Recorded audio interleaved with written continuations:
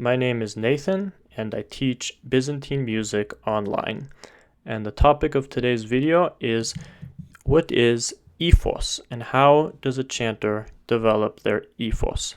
So, if you're a chanter, you've probably heard the term ephos before. So, what does this mean? This is a Greek word that is loosely translated as style, but in the context of chanting, it means something much deeper. It's referring to basically the way or style in which someone chants, but it is deeply rooted in tradition and it is passed down from teacher to student and in our day through recordings of experienced chanters as well. So it's characterized by a uniqueness which varies from between individual chanters as well as different schools of chanting.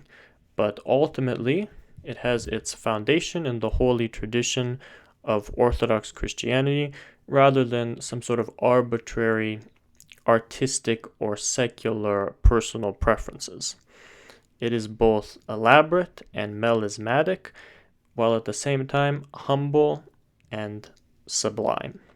Now, before we continue, if you want to work with me one-on-one, to establish your ephos, to chant in the traditional way, but while at the same time learning in a way that works and fits with your schedule and your personal goals. Maybe you don't have hours a day to devote yourself to this type of thing. Maybe you're not able to go to the seminary or to do an intensive period of study just because of your busy schedule. This is the place for you. If you want to give it a try, you can just click the link in the description and you can try out a free lesson. So, how do you develop your ephos? Well, there's the hard way, and then there's the easy way. So what's the hard way? To demonstrate the hard way, I just want to mention that I had a student of mine who basically sent me a PDF which someone else had sent him. Someone else who was a student at another chanting school had sent him this PDF from that chanting school, and he sent it to me.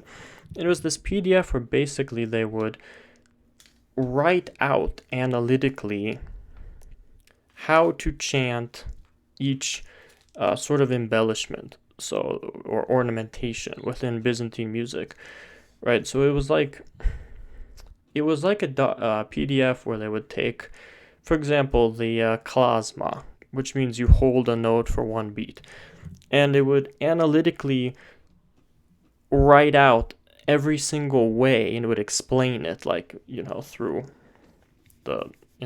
through text. It would explain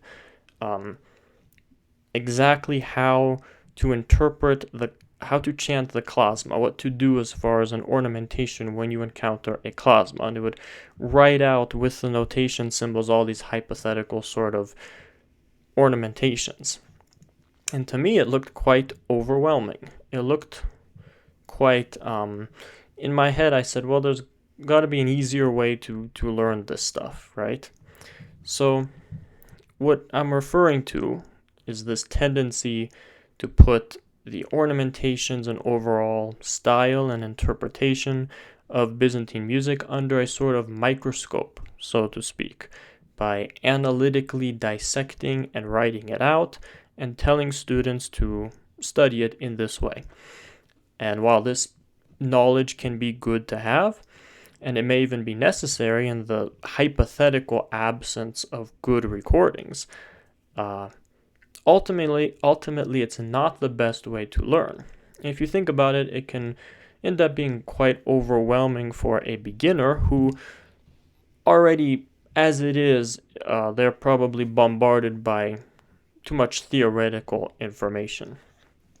So, if taking this strictly academic approach to learning the ephos and interpretation of Byzantine music is not the best way to learn, then what's a better, more intuitive way? So now we're going to talk about the easy way to learn.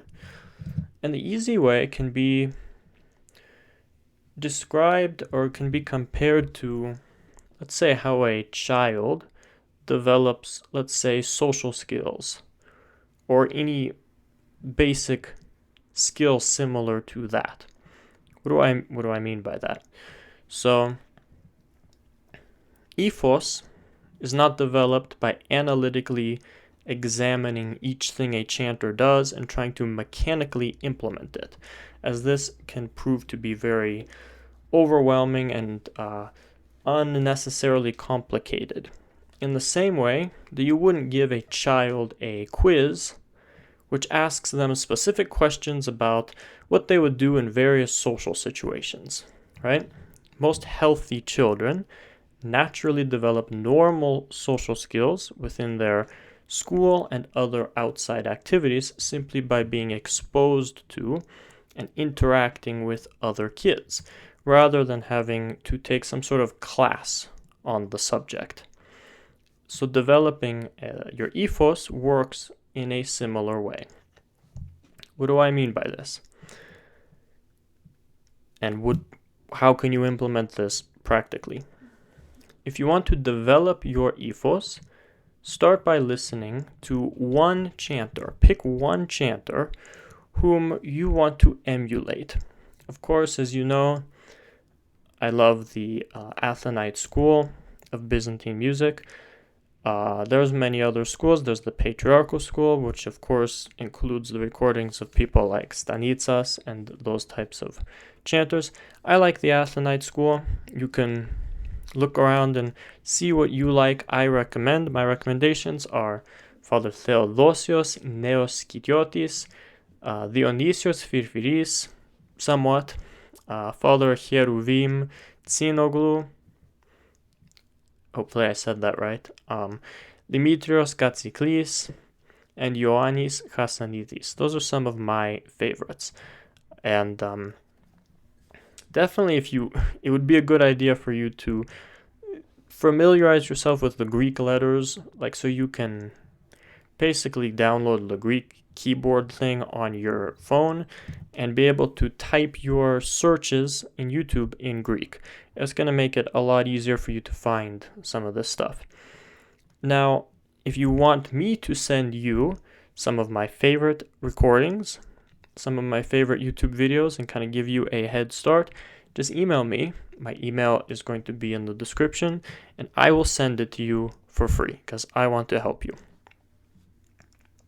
So basically, you need to pick one chanter and live and breathe their chanting recordings. And people underestimate what that means. I mean, you need to have it playing in the background as much as possible.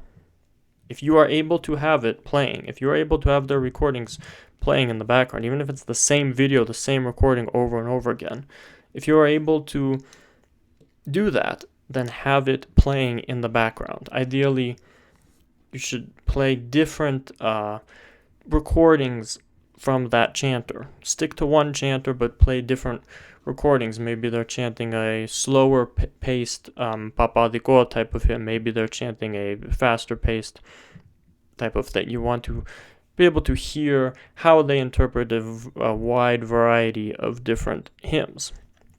You need to have their hymns, their recordings playing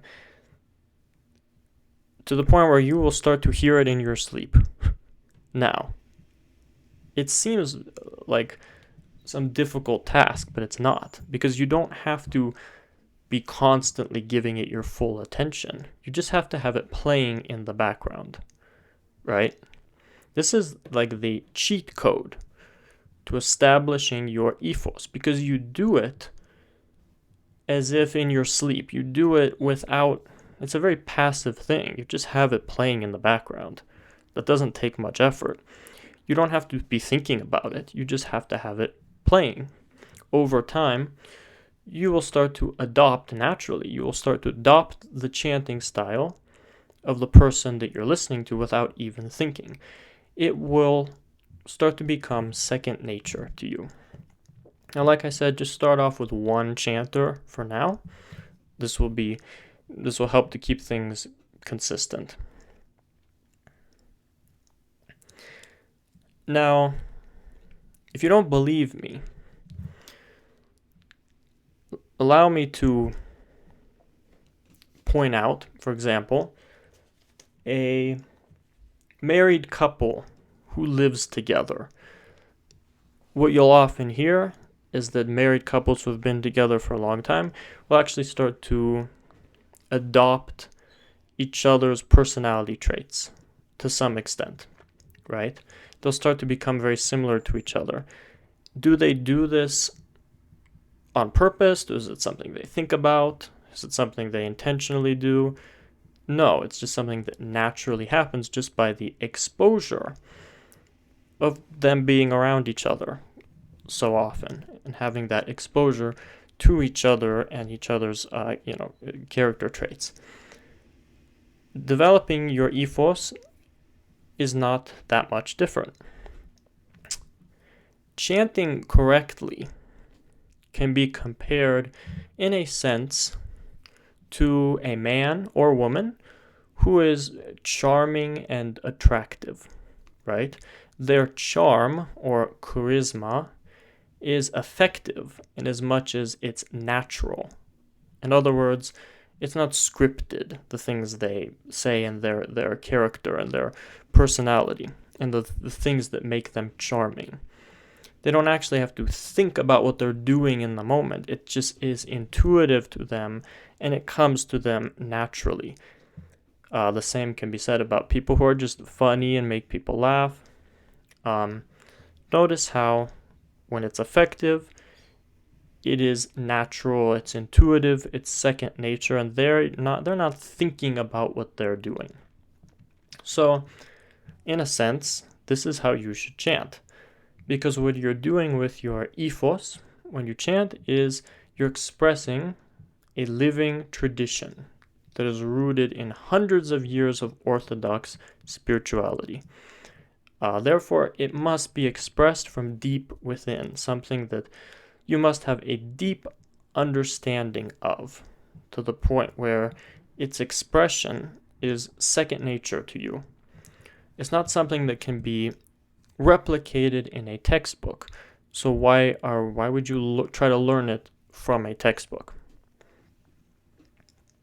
Now, this is not to say you shouldn't spend time practicing chanting and at the same time developing your ephos in the overall context of your chanting in general, right? Again, this is another thing that makes Byzantine music very unique and different from, let's say, a Western musician who will simply, not to oversimplify things, but a Western musician will often take the Western notation and sing what's written on the page, and that's it, right? Byzantine music is more complicated than that. It has its own style, which, like I said, is not developed in a superficial way. It must be very natural because you are expressing something spiritual, right? Now, one thing you do need to work on, somewhat mechanically and actively, as it were, is developing the ability to sing the various ornamentations that are found in our music, which is going to inevitably require some specific type of vocal training. Now, I have videos on, the parts of the body used in singing, how to use your voice effectively, and especially my video on the ornamentation. So you might want to watch that if you haven't already. And I'm definitely not suggesting that someone should disregard some of the more black and white aspects of chanting, such as intervals, scales, timing, etc., as these things do require a more, mechanical approach to learning them, like through paralagi and repetitive studying. And getting these things right is just as important as working on your ephos. So, what do you think? Share your thoughts in the comments, and if you know somebody who you think would benefit from this video, definitely share it with them because the word of mouth really helps me. God bless you.